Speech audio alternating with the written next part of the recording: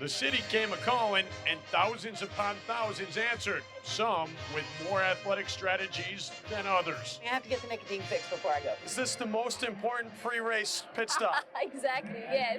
Because once that gun goes off, it's every corporate CEO, mailroom clerk, and team mascot for himself. And athletic or not, they kept coming and coming and coming. In case you're wondering how many runners 19,000 is, the gun went off well over 2 minutes ago, and they're still coming. While many of the performances seen on the streets were awe-inspiring, most were just plain awful. I couldn't help but notice you're wearing a number, and you're sitting here getting some food. All right, tough race, huh? Yeah, it was real tough. You're sitting here drinking a beer. I know when the going gets tough, the tough get going, and that's what I'm doing. You're with the runners, and now you're walking. Just because you're young doesn't mean you can run the whole 3 miles. It was a little. It has nothing to do with it. It was a little further than you anticipated. Yeah. Water was helpful for some on this hot, steamy night. Others needed stronger inspiration. You guys might want to hurry up. Did you hear they're almost out of beer? Oh, really? Jeez. You are right now in 17,462nd place. How do you feel about that? I love it. I'm giving more steam. But 17,462nd place or not, he was still some 2,000 places better than last. Hey, look behind you. I don't see a whole lot of people. I told you we were going to be last. Wait a minute. You're not last anymore. Why are you in last place? Oh, because I was in the bathroom. You're in the bathroom? Oh. Here's your beer, bro. Apparently not everyone could wait to crawl across the finish line to enjoy a little carbonated refreshment. This is incredible. Incredible. Well, as you can see, it's been well over an hour since the race began, but we are going to wait here at the finish line as long as it takes to see when the last place finishers come in. Hold on a second. Hello? Yeah. There's free beer where? All right, hold on a second. On second thought, they'll come in when they come in. From downtown, Dave Benz for Sports Time. I'm on my way. Not a lot of guys remind you of celebrities, whatever, but the more we dug, the more we found that that wasn't the case. In fact, the Marlins do have some lookalikes. Of course, it was all inspired by a guy who plays for one of the teams the Marlins hosted this week, the Milwaukee Brewers. Jeff Jenkins, a dead ringer for Brett Favre, as you're about to see. He's the NFL's three-time MVP. Favre being chased by DeMarco. Favre got away, throws, touchdown. So what the heck was Brett Favre doing playing left field for the Milwaukee Brewers last night at Pro Player Stadium? Actually, he wasn't. That's the Jeff Jenkins, who looks so much like Brett Favre. I see the resemblance. I mean, I'm sure we're both sick of hearing that, but, you know, it's kind of something that you just have fun with and, you know, you just kind of laugh at. They take it a little far sometimes to the point where they almost bring his, like, cards or his pictures and ask me to sign them. That's kind of where I draw the line, but other than that, though, they have a lot of fun with it. All right, the fact that Jeff Jenkins does look that much like Brett Favre got me wondering, who do the Florida Marlins look like? Sometimes, you know, you look at a guy and you say, boy, you know, this guy reminds me of somebody. But who? Oh my goodness, you know how people are. I've heard everything from Jordan to Johnny Gill. So I don't even, or Joe Torre. Preston's outfield partner sees a different resemblance. Darth Vader. But I'm With or without the mask? with Matt. Granted, some locker room resemblances are more stunning than others. Kevin Millar reminds me sometimes of Don Johnson. The way he wears his shirts. For some reason, I always had the flowered print, the flowery, you know, Hawaii look. So they always joke around with the Don Johnson Miami Vice look. I say Joe Strong is a black Mr. Clean. Mark Smith actually looks like the Chucky doll. Chucky off Child's Play. That's a facade these guys are thinking of. Who have you been told you look like? Shaquille O'Neal. With facial hair, though. No, I don't think so. I think Cliff is better looking than Shaquille, to tell you the truth. Oh, and then we got D-Lee looking like a potato head behind me. Mr. Potato Head. Oh, yeah. He tries to talk about my lips. I know I got big ones, but he got big red ones, like he been drinking Kool-Aid all day. Oh, Brad Penny looks like Bull in Night Court. Shave his head bald, exact resemblance. They told me that a long time ago, so they're just messing with me, I think. Okay, so maybe the Marlins aren't looking at future employment as celebrity impersonators. At least not most of them. Though Mike Lowell could pass as a pretty convincing Pete Sampras.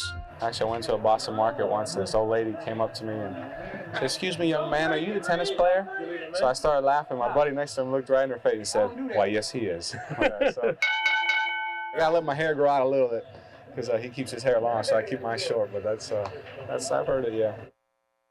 I'll tell you what, Pete Sampras and Mike Lowell pretty much separated at birth. We bring in Warren Cromartie only because Warren, of course, resembles a very distinguished celebrity. And who would that be? I have no idea. Danny Glover, baby.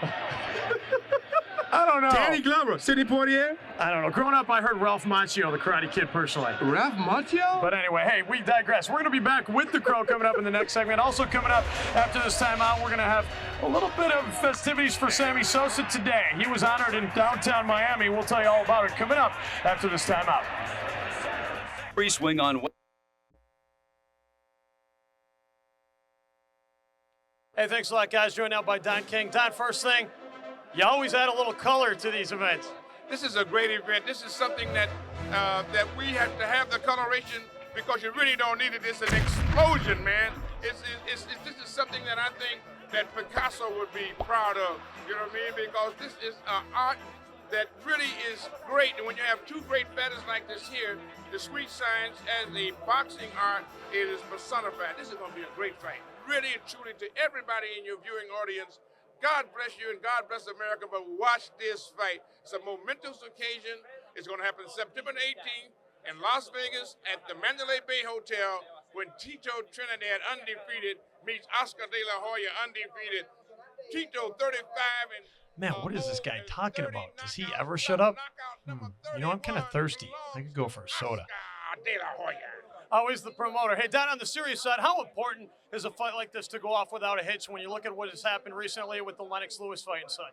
This is very important because you never know what's going to happen in the sport of boxing, but this is a fight that goes off like it should go off, like, and it's really, really a wonderful thing. It's a big boost, and it gives a great boost to all the fans and everybody in the image of the sport of boxing. And then when the air is cleared with the Holyfield and the Lewis match, they'll find out that it was an unpopular decision, but not a corrupt decision. And then that also will be subjective, and everybody will understand, because in football, you know, many of the teams that go to the Super Bowl, you know, shouldn't have been to the Super Bowl. So, I mean, you're going to have bad decisions because you got human beings that's calling them. But when it's unpopular like it was in March, it continues to move on, and it takes a life of its own. This here one here is a damage control. And what was my original question here? And what's up with Don's hair? That will happen when you've got two great fighters like these, two clean kids, no villain. No, not one coming out of the joint, another one coming here. One's a gold medal winner, another kid, you know what I mean, is a kid that you want to live next door to. Then these two guys fight. That's fantastic. Last thing, I've always been dying to ask Don King, how did you get the hair like that?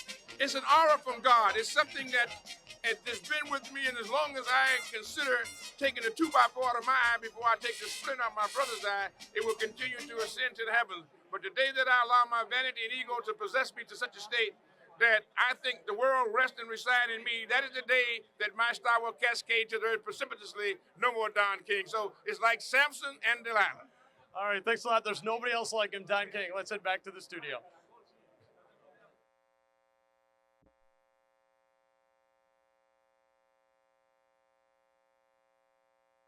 You know, after watching some of the U.S. Open this morning, I got to wondering just how many rules violations do you think actually happen on the average golf course on a given day?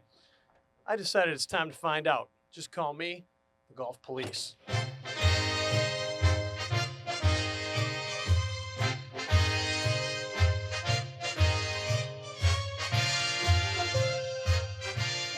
Excuse me. Was that your drop? You gonna play that ball? Yeah. You realize there's about 2 different rules violations coming into play here right now. You violated the rule because you're supposed to drop within 2 club lengths of the water hazard. Properly drop it. Practice with me, okay? You ready? Ready. Extend your arm out like this. You gotta hum a little while you do it.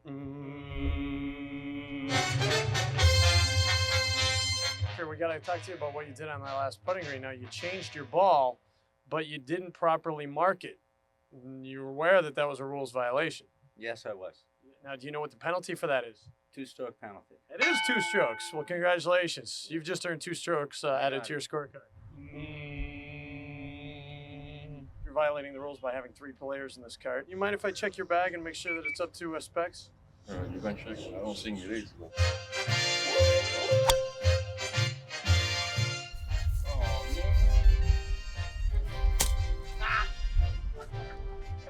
Hey, what do you think you're doing? What was that? Make myself comfortable, man. Hey, that's not in the rule book. It says when you're behind a tree, you just move it along. I don't think so. Read it, page 15, man. Page 15, that's got to be at least a 2-stroke penalty. 2 strokes. 2 strokes. I'm up for birdie, baby.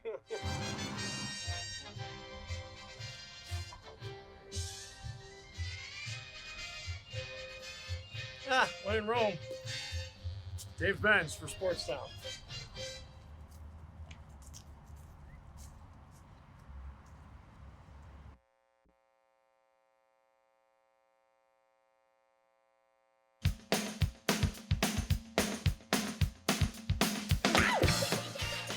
Get those knees going! Go! Go!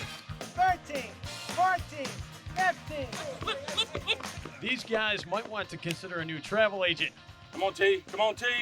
Because the Chris Carter NFL Vacation Agency ain't exactly delivering fun and smiles. Just ask the cruise director. Our philosophy is you pass out before you die, so we don't push them past that. Welcome to FAST, the Functional Agility, Speed, and Technique Training Program, which a handful of NFL stars, including the entire Minnesota Vikings wide receiving corps, are currently braving in Boca Raton. I'm just trying to win a Super Bowl ring, and I think that all this stuff we do week in and week out is what it's going to take for me to get me a ring some way, somehow. Get out. As you can see, the program, which was partially designed by Vikings All-Pro Chris Carter, utilizes some pretty unusual training techniques. You know, I know it works. And, you know, a lot of the guys, you know, they're trying to get to the next level athletically. And it just really helps them. Regardless of how good this training program is, the question that begs to be asked at this point is why? Why would these guys want to work out in the hot Florida sun?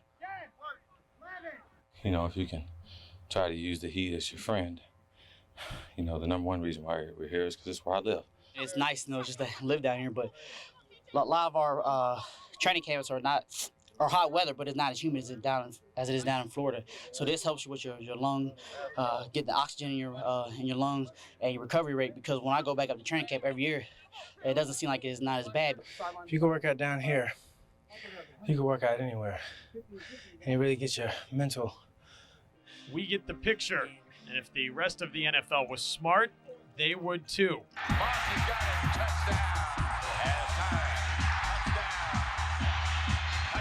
We work together and we got a goal.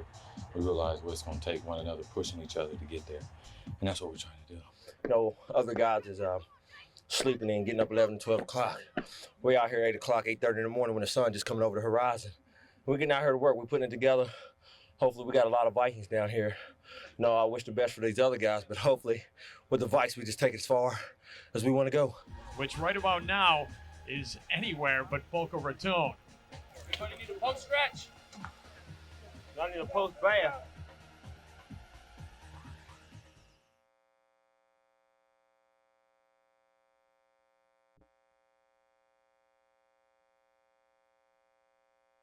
Most people meet me, they really think I'm a nut. Richard Williams has no delusions about his public perception, nor does he really care. To Richard, there are only 2 things that matter: his family and his income. Making money to me is a hobby. And what makes it such a hobby, I guess, because when I was a very small kid, I used to work from 6 o'clock in the morning to 6 o'clock in the afternoon for 50 cents. They call it 4 bits. So I don't see why I should stop now that I can make tons of money. So he doesn't stop, not even to watch his daughters, Venus and Serena, play the game, which has made them a household name. I don't even bother to watch that. I'm busy. I have close to 13 major businesses that make tons of money. And I expect each one of them to do well over $3.5 million per year and grow. That do not allow me time to sit in at a tennis tournament, turn my head to the left and to the right. At least this time around, Williams is only missing one of his daughter's matches. Thanks to an ill-timed bout with the flu, Serena abruptly withdrew from Wimbledon just days before it started. The first week it was really tough because I was a little ill, and it was actually best for me to stay at home. But I talked to Vince every day. We were really, really, really close. So I miss her a lot. I miss my mom too. But I talked to her. It was really devastating for me, but it was better that I was pretty ill. An interesting choice of words, because it's been the rest of the tennis world that's looked sick lately when facing the Williams sisters. Venus Williams, and the crowd comes to its feet. Of course, none of this is an accident. When Richard proclaimed "I told you so" at the Lipton Championships, he meant it. Or this was the plan all along. It was You the wanted plan. to push them in his The plan was made 2 years before they was born. It was completely written out. Where they supposed to be at, when they were supposed to be there, how much money they should earn and everything. Wow. And that's why most people would look at me and they'll laugh and say, "This guy's a nut. This guy's crazy." So my kids didn't have to like tennis. All you have to do is just set up something for a kid. And a kid, if you tell that kid, "Now this is what we're gonna do every day," they'll say, "Yes, Daddy." I was working ever since I was about 4 years old, and I've always expected to go out and win a couple championships and actually become the best in the world, #1. And I'm really working toward that goal right now. A goal about which Richard could care less. I never liked tennis. I only got into it to make a lot of money, and believe me, I make it by the millions in tennis. I just thought it was a sissy game. And when we got involved in tennis, I really was right. It is a sissy game. You know, the average turkey out there playing tennis earns about maybe $25,000 in 90 minutes. But they complain about, "Well, I don't like this quarter. I don't like that there." A trait which you won't find either Serena or Venus exhibiting anytime soon, thanks to the 33 charity programs Richard sponsors to help underprivileged kids. Both sisters experience more than their share of reality checks. They're always in the ghetto. And you keep them that way so that you can let them know that if you don't get an education, this is what can happen to you. Everyone have built these athletes so high that the athletes think that they're God. So instead of doing that with our kids, we built their confidence that they could do anything. They could drive the bus, they can cut grass, you can speak foreign language, and they do. That's right, he said drive buses, as in the charter tour buses the family is currently endorsing.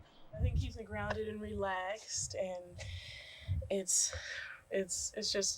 good to always do different things. It's not good just to be on the tennis court all day, then rest, and then come back on the tennis court all day. I mean, we have to do other things in our life. Venus and I, we play the guitar, we surf, we do all kinds of things. And they may soon have even more time to pursue those other interests.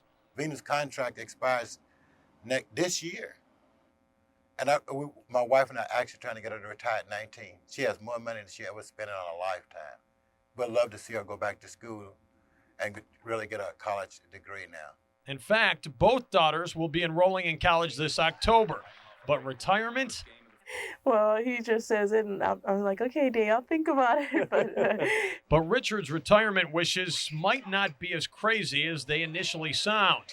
They can't go to the mall. They can't even go to McDonald's. They are so big, it's ridiculous. And that's the only sad part about that I hate to see, that they got as big as they did. Yes, I have a lot of concern because we got a lot of threatening letters and phone calls. Do you think that that's out of racism then? You think? No, I do not. You just think it's just people jealousy, or? I just think that it's people's way of dealing with whatever their problem might be. But I don't see it as racism. I don't see nothing as racism. Nothing at all. Only thing I see is racism when I'm not making money. Then that is a problem. Which is no problem right now. Dave Benz for Sportstown.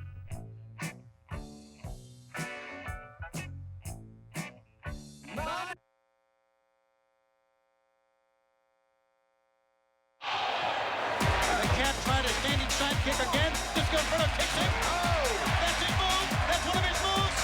His chartbuster maneuver. Real or fake, there's no denying pro wrestling is now amongst the most popular spectator sports in America. And in this unassuming warehouse in Hialeah, the echoes of a pro wrestling dream can be heard loud and clear. Come on down to Duke Wrestling Academy, only $5.99.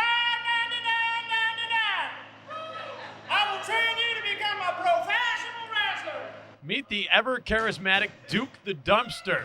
The former WWF regular has ditched his trash can and taken a handful of pro wrestling hopefuls under his wings, teaching them all they need to know to make it in the ring. All right, you guys want to do some moves? So many of the wrestling fans want to actually become wrestlers later on. And I just got to the point where I got so many inquiries, I finally decided to go ahead, open up a school, see how many people I get. I've already had about 25 calls on people that want to come in and start learning. I was one of those. And I said, look, I'll put up money. I'll drive you wherever you need to go. Let's go get a ring. Let's do this. Let's do that. And true to today, here's the ring. Here's the warehouse. We're ready to go. And ready to learn all the little secrets that make wrestling possible. Okay, you just went through the whole move at once. What you got to do is you got to do it in steps. Easier said than done. Take my word for it. Good. Now you slide back. No, wrong way. No! Now you walk around, let me get the camera. And now you just switch your hands. Oh, wrong way. Take the arm. Ow! Yeah, the other way. Ow! I was just going to start pulling you in the right direction. I went to my right again. All right. That was good.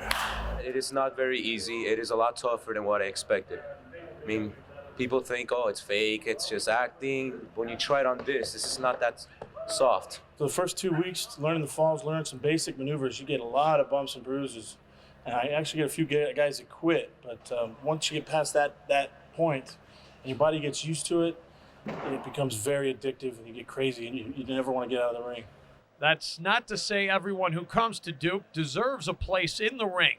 Like any other sport, the odds of making it to the highest levels are remote. Talking about the WWF or the WCW, I personally was very lucky. I was in the right place at the right time, as the saying goes. Most of these guys may not even get a chance for that. Maybe some of them will, and I hope they do.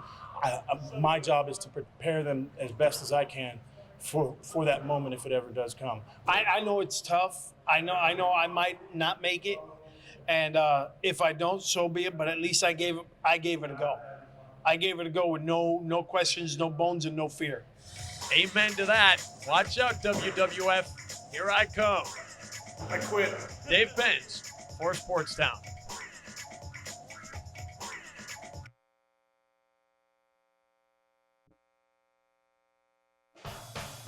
You know, you're like the humidity. You're always here. You are correct, sir. I'm just glad to be here. We're all excited. How about those Dolphins? Are you surprised this many seats in this prime location are available? Yeah, I think so. I'm surprised. I thought that we were going to be up in row 27, 28, whatever. And God knows that would be a lot closer. Right. Really, I mean, if you're 3 or 4 rows further back here, I mean, the seat's going to be a lot worse. Yeah. From this seat, you could maybe get a little freelance work, replace the blimp cam. Yeah. You got to be careful with the planes coming over sometimes. Just got to duck a little bit. What's the best part about the view where you are right now? Right now, right this second, I'd have to say. And you have to be honest. Well, if the media would move out of the way, I can see this girl's legs. I see you guys come down to this corner because you're trying to get closer to the cheerleaders. Oh, yeah. Oh, yeah, hell yeah. I can tell you're the kind of guy that watches tens a lot, aren't you? Oh, yeah, definitely. The view from up here is incredible. These are great seats from here. Great. You can see the play develop right in front of you. Actually, a couple of guys I've talked to have said that they're surprised that this many seats in this prime of a location are still available. Oh, really? Them guys must have a concession on binoculars. I live here, so I am human. But I love the Dolphins, and I love WAMI. All right, let's go Dolphins! Wait, I have one more thing to say. And that's a translator that says, we will go to the Super Bowl this year. Go Dolphins!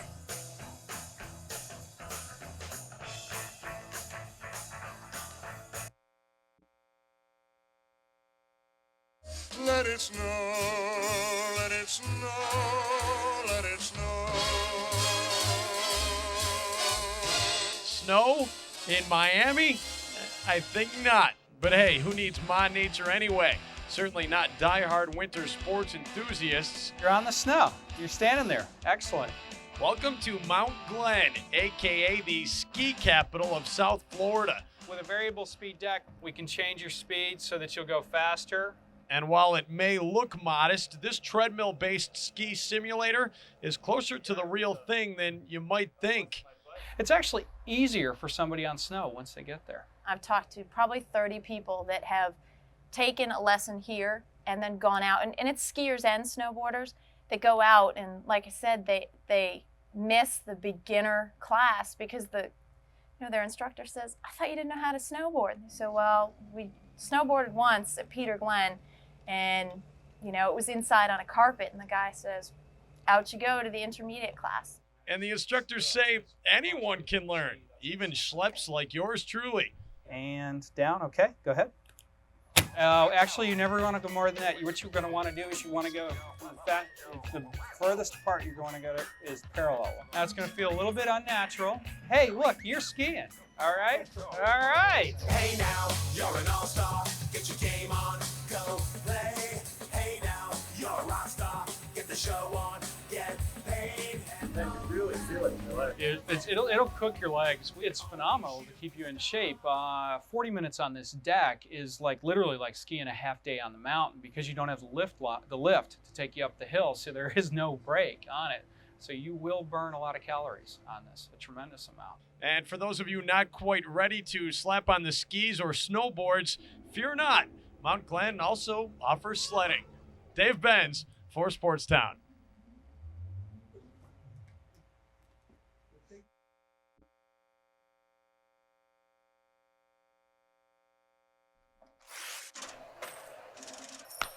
A long one down the left side. This will score Magadan, and it might score Jeff Conine. Hey! Little did he know it at the time, but this Jeff Conine 1993 spring training home run was about to launch a controversy of dollars and not much sense. There's no question. It's a crazy deal. The crazy deal Dan Taylor is referring to is the memorabilia craze upon which he's hoping to cash in. The West Palm Beach real estate developer is trying to earn upwards of $10,000 on the ball he claims was launched as the first home run in Marlins history. I think maybe I'm underestimating the value. I'm not trying to give you the hype, but what's his name? When Ripken hit that home run that broke Lou Gehrig's consecutive, I guess that was it. Ball went for $49,000. Eddie Murray's 500 home run ball went for $500,000. McGuire's ball went for $3 million. Number 70!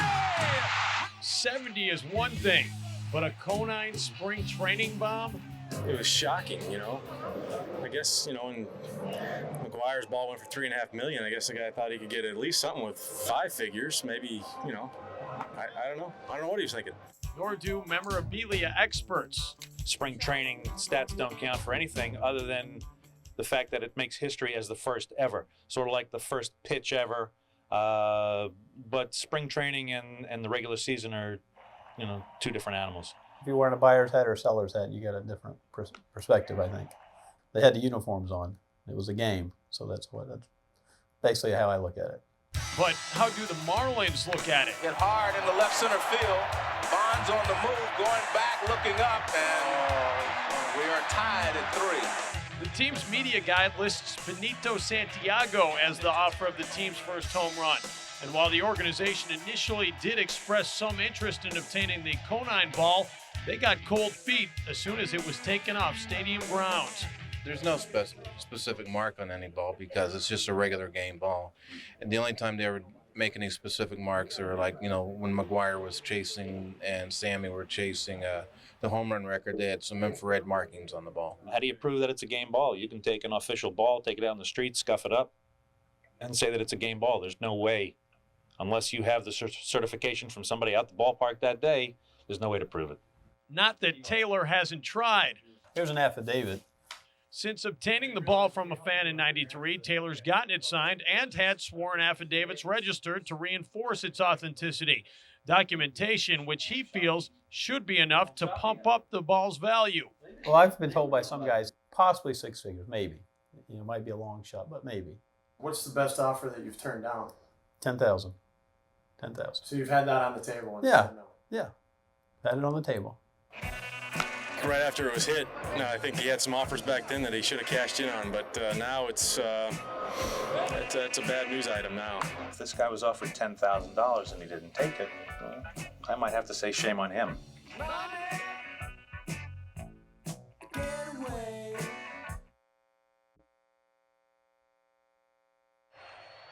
On the football field, he's a model athlete. Popovich to the end zone, touchdown.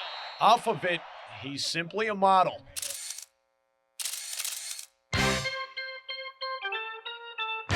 This past offseason, Abercrombie & Fitch made Jeff Popovich the most popular walk-on in Miami Hurricanes football history when they placed Pop's picture on the cover of their summer catalog.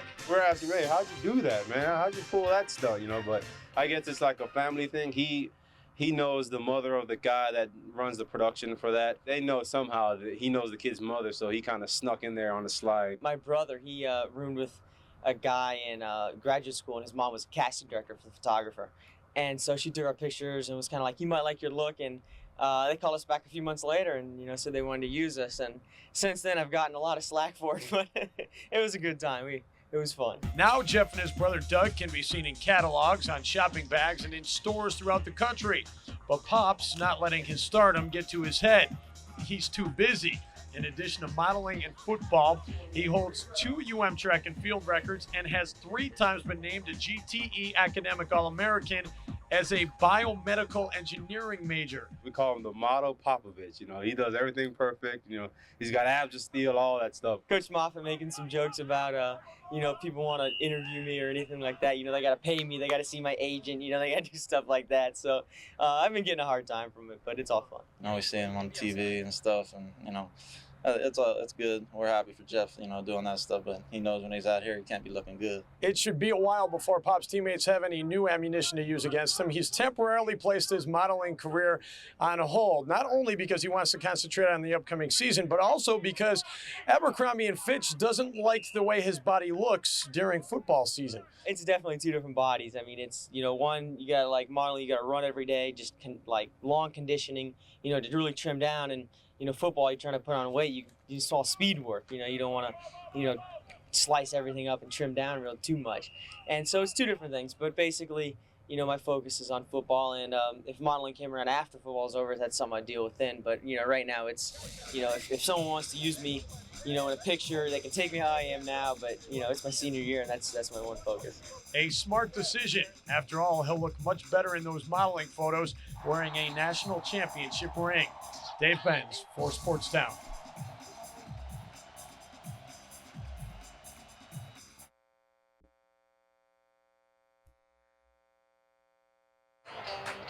It's probably time to make that call, huh? Yeah, Jeff. Yeah, it's Dave. I'm not really feeling too well today. Yeah, I'll be in tomorrow. Yeah, sorry, man. All right, yeah, somebody else wants to talk to you. Hold on.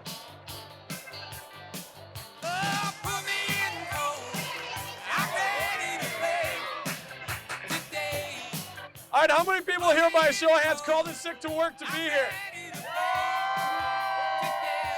So what was the excuse to get out of work? I told them I had to go shopping for stuff for my apartment at school with my mom. I don't know. I made a lame excuse. But they bought it. Yeah, whatever. I don't care. Are you getting paid for today? Yes. Well, it's 1, 2, 3 strikes, you're out at the old ball game. Come on! Why would you sit way up here when you look down below and there's a million open seats? I have no idea. Why would you not move down to the lower levels? Are you trying to ask me if I'm in the right seat? Are you in the right seat? We on television? Yes, I'm in the right seat. I paid for this seat. Yes, we did. What are your tips for keeping cool? Zach Thomas jersey always seems to work well? Yeah. Take your shirt off. I'm ready to play today. Put me in, coach. I'm ready to play today. Man, it is hot as the devil out here. You have any advice for fans? Well, maybe they could come into the shade, maybe find some air conditioning, but it's real important to drink lots of liquids. Beer time. I think we can handle that. Look at me. I can be centerfield. like she said, lots of liquids. Enjoying a day at the ballpark. Dave Benz, for Sports Town. Come on!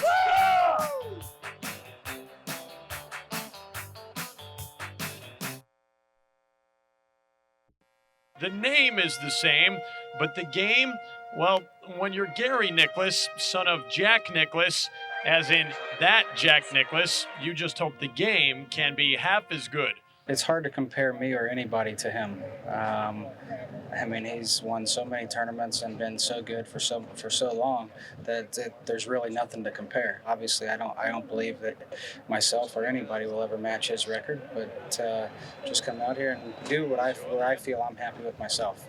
Which is good enough for Gary's father. I saw a little more movement this way. It has to be. There's nothing I can do about it. You know, I can't control anything. So, but I enjoy coming. I went to the first stage. I think I saw 3 of those 4 rounds, and I saw 3 of the 4 rounds that last week when he made it to the second stage, and hopefully I'll see most of this. And if you think Jack's presence puts extra pressure on his son, think twice. I mean, I know he's here. It's it's hard not to, but you got to stay focused. You got to do your job. Gary's matured a lot over the years, and he's ready. You know, I've always felt, in fact, his dad and I have talked many times, and he belongs on the PGA Tour and really has the last 5 years. It's just hard to get out there. Unfortunately for Gary, legendary bloodlines alone aren't enough to qualify him for the PGA Tour. And even Jack admits the current course to the Tour is loaded with a lot deeper rough than it was back in his day.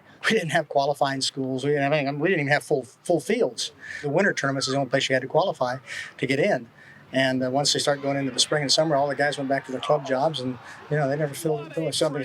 Today, I mean, if you tried to go out and took everybody wanting to qualify, you'd have 10,000 kids wanting to qualify for 5 spots. Of all the events that you're ever going to play in your life, this may be the toughest one. And it's gut check time, literally on every 3-footer, every 4-footer. Every golf hole you're playing. And while similar gut checks may be something the elder Nicklaus knows all about, don't look for him to offer too much fatherly advice. Why critique him? I can't play. I can't beat him. He'll ask me if anything I saw, and I'll say no, I didn't see anything. I thought everything was pretty good, and he gets ready to play tomorrow. Pretty happy with what I did today, and if I continue with the way I played today the rest of the week, I'm going to end up with my PGA Tour card. Something which might mean as much to his dad as any of his 18 majors. Nice round. From Doral, Dave Benz, for Sports Town. Tim, are you ready to play our game? I'm ready to play your game. Excuse me, where do you think you're going? I'm with WAMI. I'm going up to get my credentials. You need your credentials to get your credentials. Well, no, I got to go get my credentials up there. No, you have to bring in your other credentials so we can give you the credentials. Hey, what's that over there?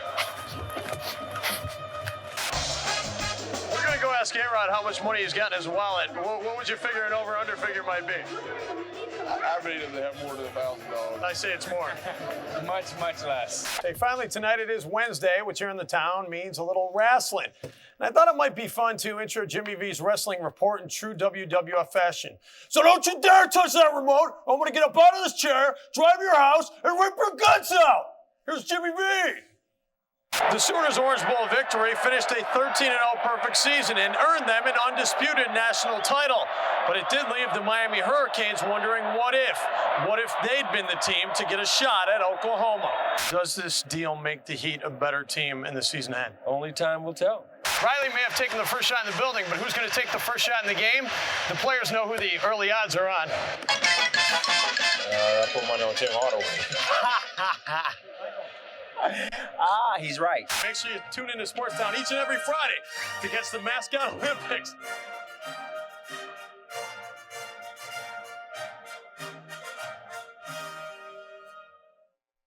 All right, Brad's favorite part of the show, soap opera headlines, and Darryl Strawberry once again looking to be the straw that stirs the drink. And the drink of choice, reportedly vodka cranberry. Strawberry has checked out of the Fort Lauderdale rehab clinic he's called home the past 3.5 months. A mere 1,000 driven 61 miles up I-95 since the final destination on every NBA team schedule, but only one will actually be invited to visit. The Miami Heat's road to a White House invite has been a bumpy one so far. Tonight, Juwan Howard and the Washington Wizards have no intentions of helping make that road any easier. Can the Heat escape the Wizards' spell? Find out. It's time for Miami Heat basketball right here on WAMI-69.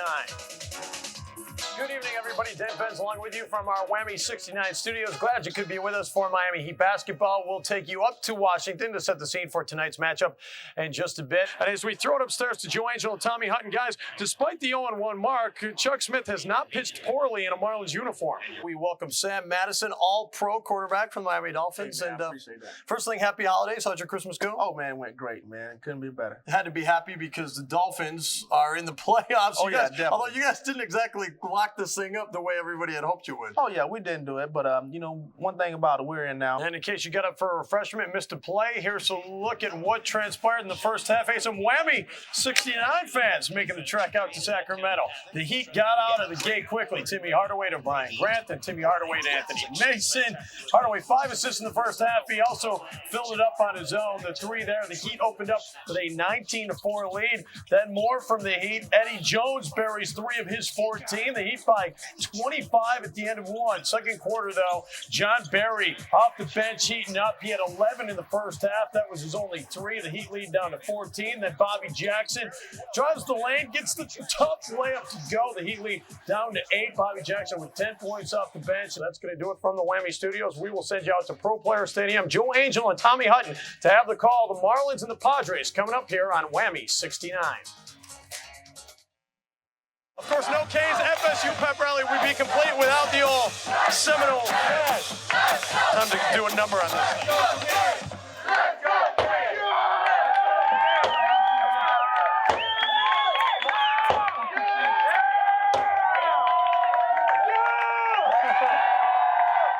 Let's do it. Here comes Speed Racer, he's a demon on wheels. You realize for the most part I can't hear words you're telling me. I know you can't. 7 minutes.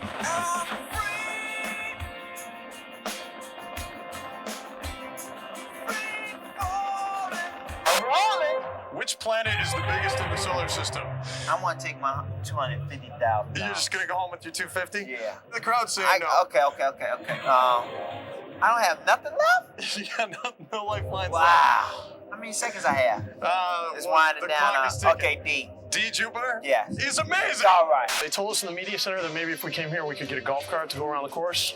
And we really don't have any golf carts available for you. I'm never coming back to work. I'm joining the rodeo. Giddy up! From the AAA Arena, Dave Benz for Sportstown. Yeah!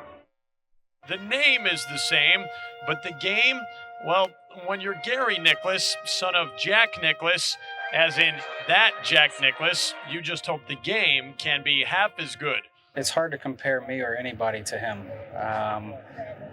He's won so many tournaments and been so good for so long that there's really nothing to compare. Obviously, I don't believe that myself or anybody will ever match his record, but just come out here and do what I feel I'm happy with myself.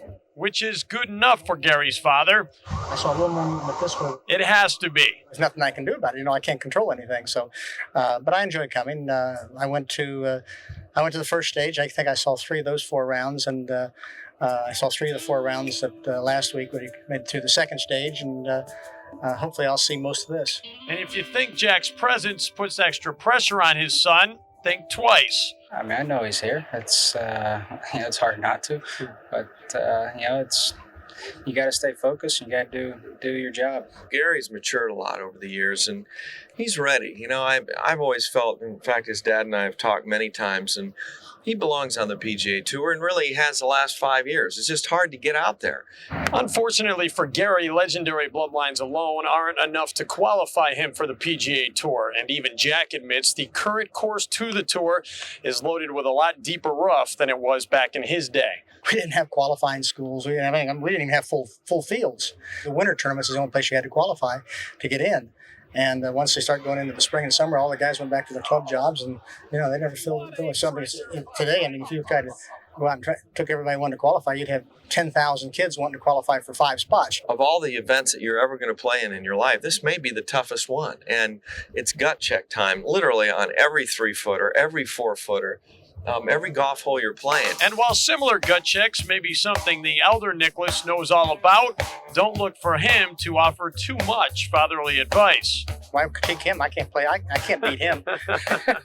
He'll ask me if anything I saw, and I'll say no, I didn't see anything. I thought everything was pretty good. And he gets ready to play tomorrow. Pretty happy with what I did today, and if I continue with the way I played today the rest of the week, I'm going to end up with my PGA Tour card. Something which might mean as much to his dad as any of his 18 majors. Nice round. From Doral, Dave Benz for Sportstown. Straight ahead on a TGIF edition of Sportstown towards the eve before Christmas Eve, and all through Riley's house, lots of Cavaliers were stirring. Could the Heat make them look weak as a mouse? Butch Davis checked his list, in fact checked it twice, then decided his players were not naughty but nice, so off on their sleighs they've departed a holiday break before the Big Easy hoopla gets started. Meantime, in Davie, what presents await for a Dolphins team left with a final game to seal its fate? We have all the answers straight ahead on the town. Time to grab some eggnog and sit yourself down. Well, I'm not going to mention any names, but a certain Sportstown anchor, Tim Ring, went on an acting audition today for an upcoming Budweiser Super Bowl spot, so I just thought I'd wish him, Tim Ring, good luck. For more acting news and notes, here's Jimmy V with our weekly wrestling report.